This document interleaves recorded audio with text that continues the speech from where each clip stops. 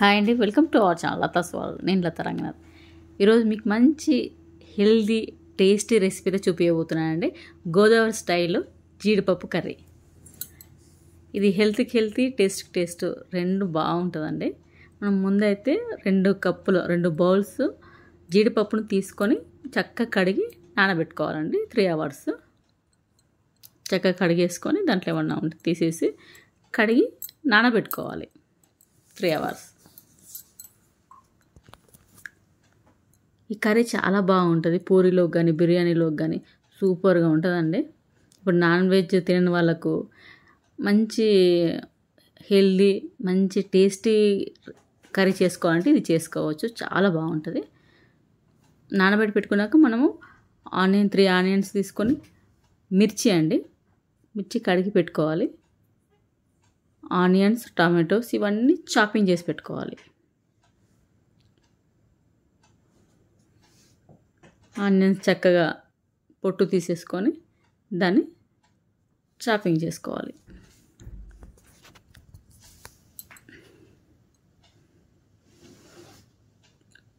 చిన్నగా సన్నగా తరిగి పెట్టుకోవాలి.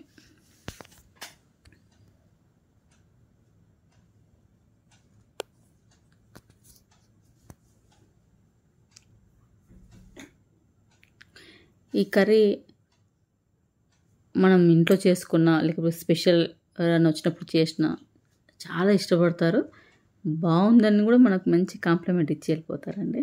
సూపర్ ఉంటుంది. ఒకసారి ట్రై చేయండి. కొత్త అంటే సబ్స్క్రైబ్ చేసుకోండి, షేర్ చేయండి, లైక్ చేయండి. సబ్ చేసుకున్నాక బెల్ ఐకాన్ ప్రెస్ చేయండి. నా ఆల్ వీడియోస్ మీకు నోటిఫికేషన్లో వస్తాయి. లైక్ చేయడం మర్చిపోవద్దు, ఎందుకంటే ఎన్ని లైక్స్ వస్తే మా వీడియోస్ అంత ముందుకు వెళ్తుంది. చూస్తున్నారు కానీ లైక్ చేయడం లేదు, చేయండి.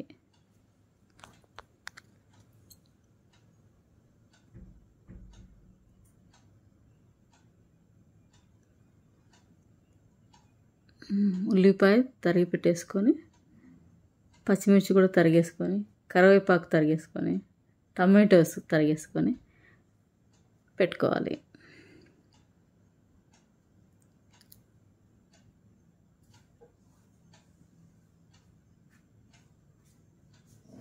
మీరు ఎవరన్నా ఈ కర్రీ ట్రై చేసింటే నాకు కామెంట్ అయితే పోస్ట్ చేయండి. మీరు ఏ విధంగా చేశారనేది, మీది ఎలా ఉందో కూడా నాకు కామెంట్ చేయండి.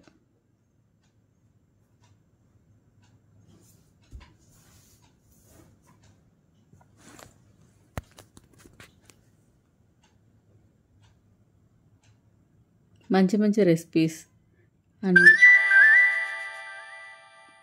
మన వీడియోస్లో, మన ఛానల్లో దొరుకుతాయి. చూసి నాకు కామెంట్ అయితే పోస్ట్ చేయండి, ఏ విధంగా ఉంది ఏంటి అని.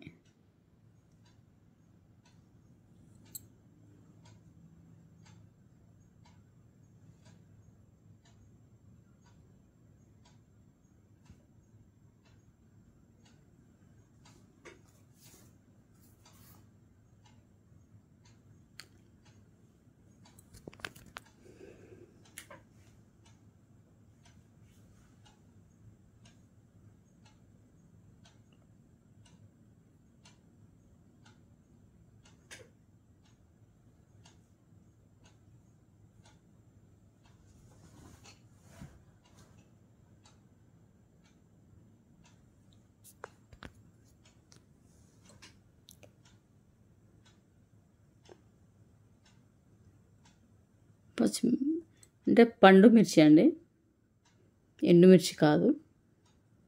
దాన్ని కూడా తరిగి పెట్టుకోవాలి.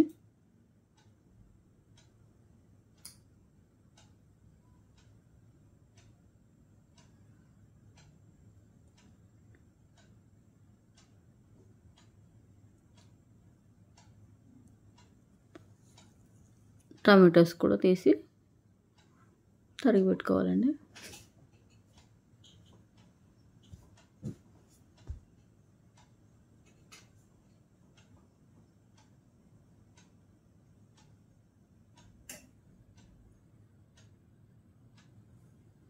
కరివేపాకు కూడా తరిగి పెట్టుకోవాలి.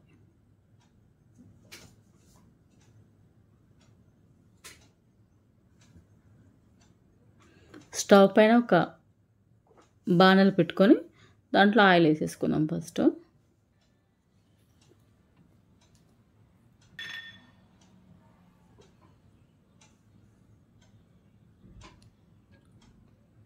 త్రీ స్పూన్స్ ఆయిల్ అండి. జీలకర్ర, పసుపు, కరివేపాకు,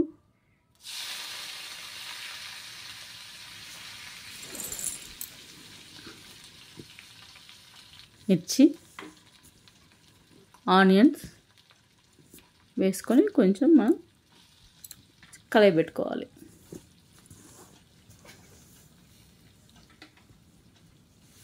మూడు ఉల్లిపాయలు కదా, ఎక్కువనే కనిపిస్తుంది చాపింగ్ ఆనియన్స్ మనకు.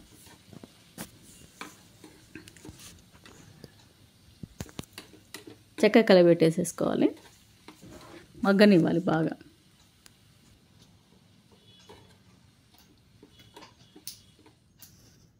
మగ్గాక మనం నానబెట్టి పెట్టుకున్న ఆ జీడిపప్పును అయితే వేసేసుకోవాలి. ఆ వాటర్ని పారబోయకుండా పక్కన పెట్టేసుకోండి.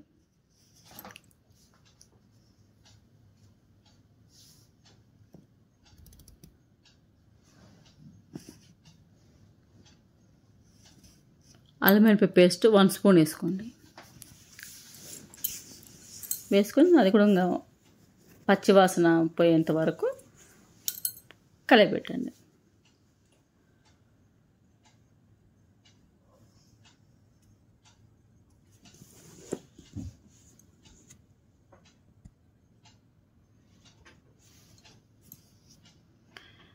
కారం 2 స్పూన్స్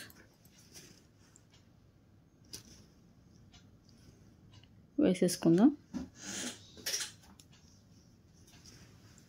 ఉప్పు మనకు టేస్ట్ తగ్గట్లు, కారం కూడా మన టేస్ట్ తగ్గట్లు 1 స్పూన్ వేసుకుంటారా, 2 స్పూన్స్ వేసుకుంటారా, మన తినే కారాన్ని బట్టి. కట్ చేసి పెట్టుకున్న టమాటోస్ కూడా వేసేసుకుందాం. వేసుకొని చక్కగా కలయబెట్టుకోవాలండి మగ్గే వరకు.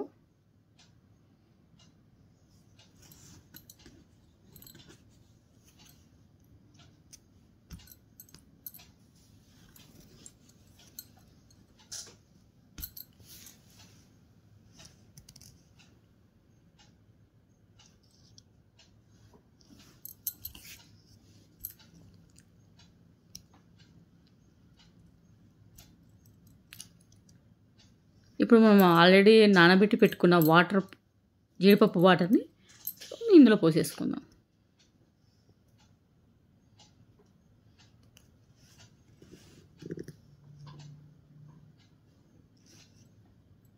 బాగా కొద్దిసేపు మగ్గనిద్దాం.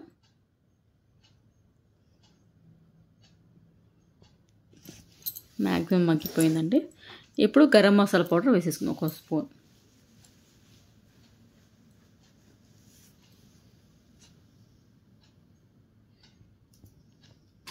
బాగా దగ్గర పడిపోయిందండి. ఇది ఈ కర్రీని బిర్యానీలోకి తిన్నా, పూరీలోకి తిన్నా సూపర్ టేస్ట్ ఉంటుంది.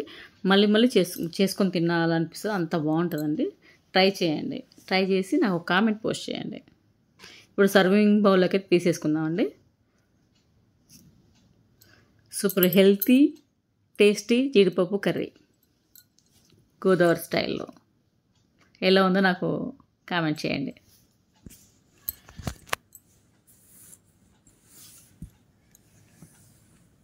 ట్రై చేస్తే మీకు అర్థమైపోతుంది అది ఎలా ఉందో. లైక్ చేయడం మర్చిపోవద్దు. మళ్ళీ ఇంకో వీడియోలో కలుసుకుందాం. అంతవరకు థ్యాంక్ యూ.